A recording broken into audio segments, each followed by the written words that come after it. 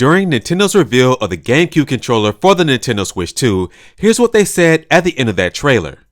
The Nintendo GameCube controller, exclusively available for Nintendo Switch Online members, will also be available the same day as Nintendo Switch 2.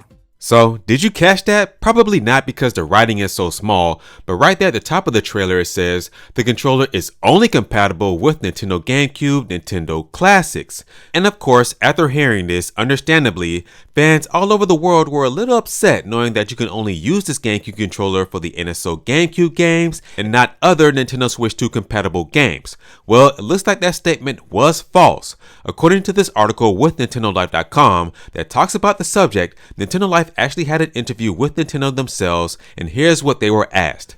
Can you confirm if the new Switch GameCube controller will work on original Switch and if it will be usable with games outside of Nintendo GameCube Classic Games app?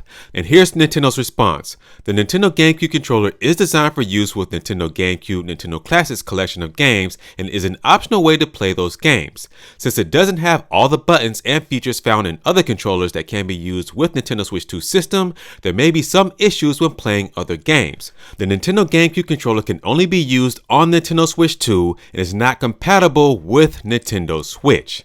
So there you all have it. That statement earlier was false.